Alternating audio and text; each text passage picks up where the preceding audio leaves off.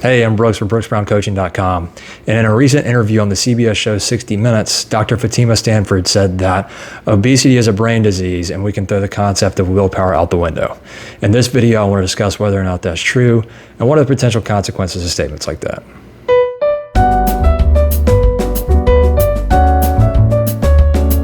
So Dr. Fatima Stanford is a physician out of Mass General. She specializes in obesity. And if you're not familiar with the interview that I'm talking about, there's a link in the description if you want to check that out afterwards or now or whatever, if you want a little more context about this. But she was interviewed about the state of obesity in the country right now and what can be done about it. And her overarching ideal was that there's nothing you can do about it because obesity is because of your genetics. It is your parents' fault or your DNA's fault, but it's not your fault. So therefore, the concept of willpower is useless. So she refers to the idea of discipline really in the frame, particularly she goes back to the idea of the game show, The Biggest Loser. And that's her reference point for discipline when she's giving this idea of whether or not discipline works. Well, that's obviously a very drastic situation and a very unusual situation. And it's a game show. So you have participants that are trying to lose weight to presumably win money. That's not what most people are doing. Now, we do have a huge issue with obesity in this country. About 32% of the adult population is obese, and a significant portion of children are obese. To give you an idea what that means, that's having a BMI of over 30. For an average 5'10" man, that would be 210 pounds or over. For an average 5'6" woman, that would be 185 pounds or over. If you fit in those categories, that would be considered obese. That weight changes per height, but those are just the averages. So she says that, this concept of discipline essentially is not true, that diet and exercise will not lead to sustained weight loss because your brain has what she calls a set point. The set point is, in her mind, the idea that your body wants to maintain a certain weight, and that weight for obese people is an obese weight. Now, this really is the idea of homeostasis, and your body does want to create homeostasis, which means it wants to stay kind of the way it is. She concedes that the set point can change, but only to the negative. So she does say that if you're in a high stress situation for an extended period of time and you gain a lot of weight, you may get a new higher set point. And she literally says that if you go below this weight, if you lose weight, if you do become disciplined, you get on a good diet, you start exercising, you lose weight, that your brain will become angry and push you, it will force you to gain that weight back plus some. Now, on the face of it, that sounds a little silly. And I would have to agree that it is silly if that sounds a little crazy to you. So I do believe that your body kind of has a set point that it would like to stay at. But the idea that your brain becomes angry at you and that it wants that set point to be unhealthy levels of fat doesn't make sense. She says that obesity is a brain disease. And I think in some sense that is, I could give reasoning for that, but I think it's deceptive. So there are things that are pushing you to gain weight. These are things that I've talked about in recent videos, like insulin resistance, and insensitivity to leptin, that chemical that I talked about before that tells your body that we're full, we don't have to keep eating. Well, if you have been in a position where you've been obese for quite a while, you've been overeating for a while, you've been inactive, then your insulin sensitivity levels are real low, your leptin levels are really high. So you are in a state where you're more inclined to gain weight. But to say that there is just a set point and that if you exercise and lose weight, that your brain will become angry and regardless of what you do, that you will go back to this overweight set point is just nonsense. It just totally flies in the face of pretty simple science, even the idea of the conservation of energy, which is the law that states that energy can neither be created nor destroyed. So let's say that you are, 50 pounds overweight, you lose the weight and you lose that through some level of discipline, through diet and exercise. Well, if you maintain that level of discipline, a healthy diet and exercise, you won't just all of a sudden start gaining weight. It isn't possible. And the example she gives, she always refers to the Biggest Loser. And I think that's a really convenient rhetorical device where it's extremism, it's absurdism. Most people that are trying to lose weight don't do this. One, most people aren't 300 pounds overweight and then go on a TV show. That's not the typical plan for weight loss, diet, and exercise. They don't go on a TV show where somebody is promising them reward money for losing weight. So that in itself is a little extreme. And she references this idea that these people work out 10 hours a day and only eat 500 calories. I don't watch The Biggest Loser. I don't care for shows like that. I think they're really detrimental to people that are trying to lose weight because they are so ridiculous. But I think it's a little disingenuous for a physician to refer to that as if that is the typical way that people would go on a diet. So, but to say that you could work out 10 hours a day, only eat 500 calories, and that you would gain weight just doesn't make any sense. Because for you to do that, to push past that set point, the set point that your brain has gotten angry at you for going below and now is pushing you back, you physically have to eat the calories to gain the weight. You're not a plant. You can't photosynthesize. We can't pull nitrogen and carbon out of the air and just grow. You have to eat. So if you aren't eating, you can't gain the weight back. And of course, I'm not advocating that you starve yourself if you're trying to lose weight. That is not the healthiest way to do it. There will be health repercussions for that. But I'm just using that as an example to say that someone could eat really restricted calories and have really intense exercise and still gain weight. It doesn't make sense. So she's asked in the interview, like, what about the concept of willpower? And she says, well, we can throw that out the window. She also references patients that she's worked with that say that they're exercising, they're eating healthy, and that they're still gaining weight. Now, I can tell you, having worked with people plenty on weight loss or muscle gain or whatever they're trying to do, that most people, unless they've been doing it for some amount of time, are very bad at estimating their calorie intake. They just aren't good at it. Most people can't eyeball a tablespoon. They don't know. So people think, oh yeah, I ate a tablespoon of almond butter with my apple today. And they're guessing. And what they really ate was 5 tablespoons. And so they're really underestimating their calories. They're forgetting to put in that coffee they got from Starbucks that had sugar and half in it. And that was a 450 calorie drink. And so you do have a lot of people that come to you that say, I'm eating healthier, I'm eating restricted calories, and I'm still gaining weight. And what's really happening is they are underestimating their calories. Additionally, we can go back to the idea of you do have maybe these low leptin levels from being obese for a long time, or you have these low insulin sensitivities, or because your blood glucose is all over the place, you're having these intense cravings. That could be true. You could have nutritional deficiencies that are causing cravings. You might have, low magnesium levels that's making you want to eat chocolate all the time.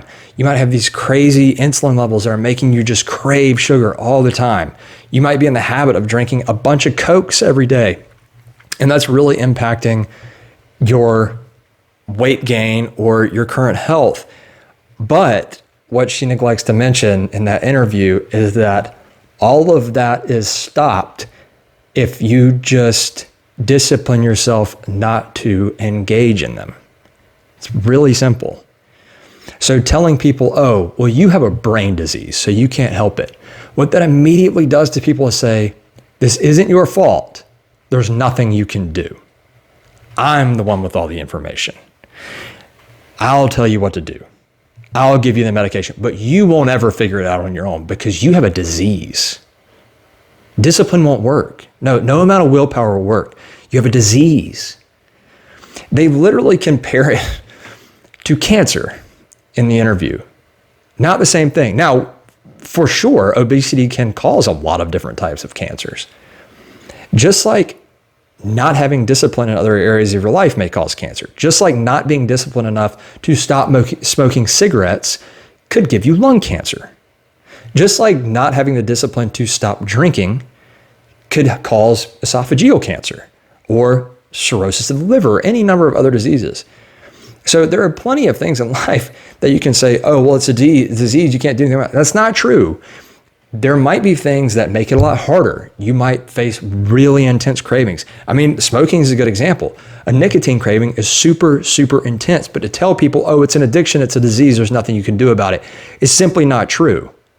You can force yourself to stop through discipline, through willpower. It will suck, but you can do it. Just like with weight loss, getting on a healthy diet, getting on an exercise plan, it might be tough at first, but to tell people that we need to throw the concept of willpower out the window is the reason that 32% of the population is obese.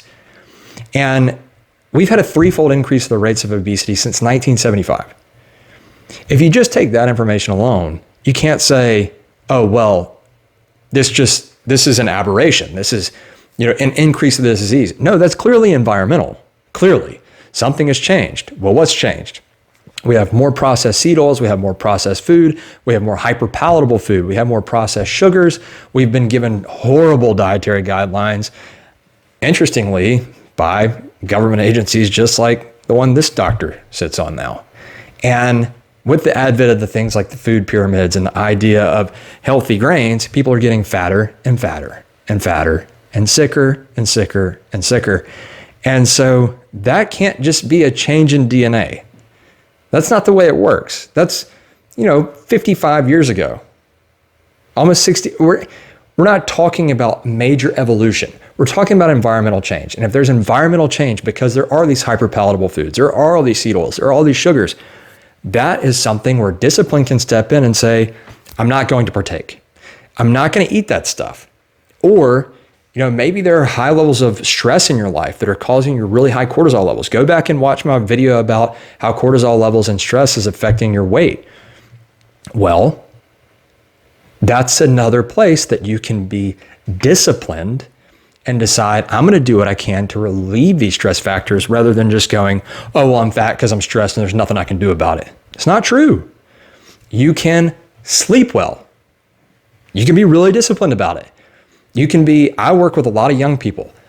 I talk to people all the time, talk to kids, all high school students, and say, who got the least amount of sleep? It is regular when I ask that question. The answer, I'll have somebody in the class that slept 3 or 4 hours. And that'll be half the class. That continues on. There's plenty of adults who are doing the same thing that are not sleeping. And if you watch my video, then you know that your cortisol levels, the first night you don't sleep, go up about 35%. The second night, they go up about 52%.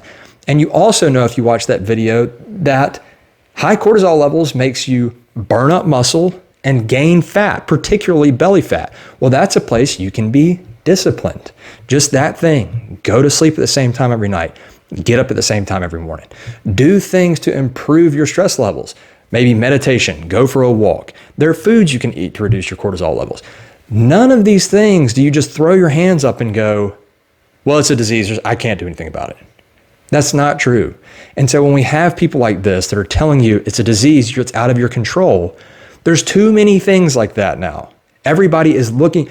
There are so many people that watch that 60 Minutes interview, I guarantee you, and were so relieved because they thought, oh, it's not my fault. It's a disease. It's a disease. I can't do anything. The doctor told me that, willpower it's a myth. I can't do anything. At this set point, my brain is angry that I'm not fat. That's insane. There's total loss of self-responsibility in many facets of life, but your health, where they just give it away and they say there's nothing you can do except drugs. Here's a drug. Here's a drug that'll fix it. Now, Dr. Stanford says the number one best way that you can change your weight loss is bariatric surgery. So having someone cut you open and cut your stomach up and section parts of it off, or put a band around it where it restricts the amount you can eat. Now, what is that doing? That is forced discipline. So you couldn't control your intake, so they shrunk your stomach essentially so you get really full and potentially very sick if you overeat. And I mean very sick, not to the point where you just kind of don't feel good. Very sick to maybe the point where you have a bowel obstruction and you're going back into surgery to have a revision on your stomach stapling or your band surgery or whatever it is. So we still can't get past the point of what it's going to take is probably going to be a reduction in your calorie intake or just improvement in your dietary quality. So eating healthier foods, eating really nutrient-dense foods, and then getting some exercise. But if you tell people there's nothing you can do, even better, it turns out that this entire interview turns into an advertisement for a drug called semaglutide. Well, you might know it by the name Wegovy or Ozempic, which is a semaglutide drug, which, you know, the way it's advertised is you take a shot and you lose weight. Why would they want to do that? Why would somebody that's hawking a drug that's, by the way, incredibly expensive, why would they say, oh, you can't do this with diet and exercise? No.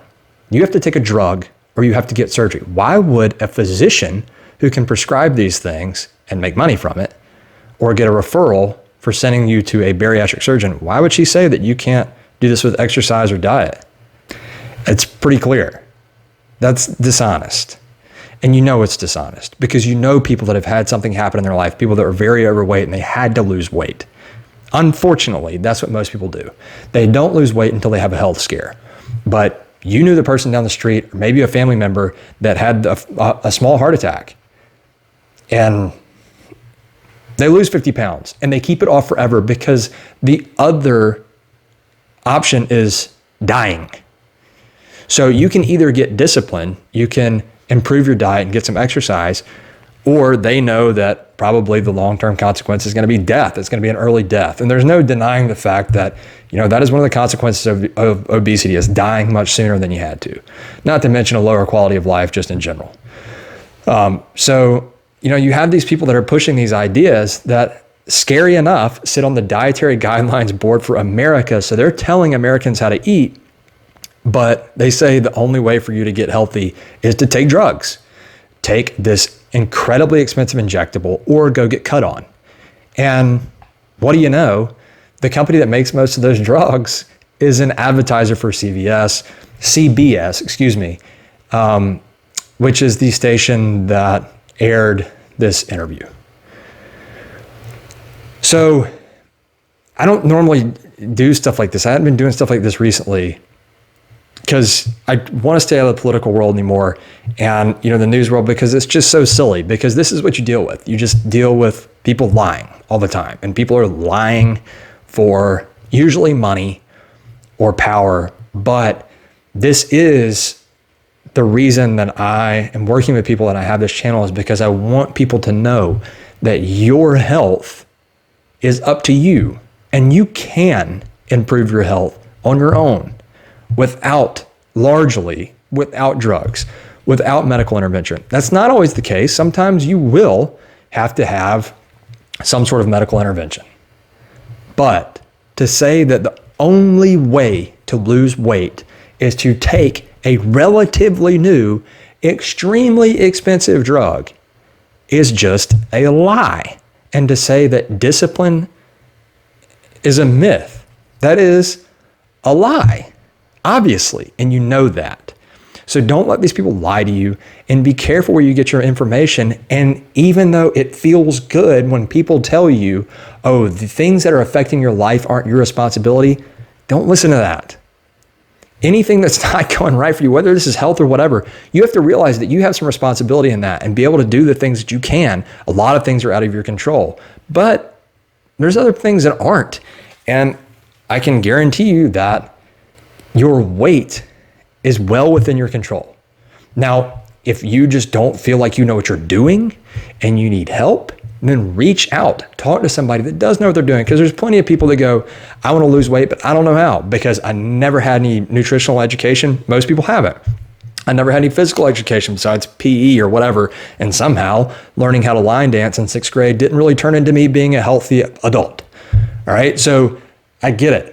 I'd be happy to help you, but there's plenty of resources out there. If it's not just me, I'm not trying to pitch anything here. I just want people to be healthy and feel empowered to know that you can affect your health. So I'm happy to help you. You can go to brooksbrowncoaching.com. You can message me here or find me on social media to contact me so we can talk about getting you on a better plan if you're struggling right now. But just don't listen to these people that will tell you there's nothing you can do. It's a disease. Discipline doesn't matter. You know that's not true. So even though it feels good to hear that in here, it's not your fault that you're overweight. You have to know you're responsible for that. The good news is if you're responsible for the place you got to, you can be responsible for backing it off. You're not going to have to spend thousands and thousands of dollars. By the way, and that whole thing, which I really think of it more of as an advertisement than a genuine interview with a doctor.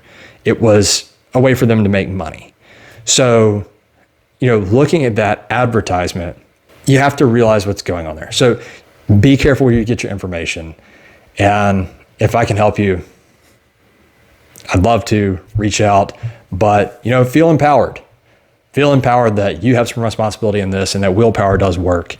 Thanks for watching. If you feel any way about this, I think a lot of people agree with what I'm saying right now. I might be bursting some people's bubbles, but comment, like, subscribe if you like this kind of content. Check out the other videos I mentioned if you want to see maybe why I can somehow rationalize what she's saying about a brain disease.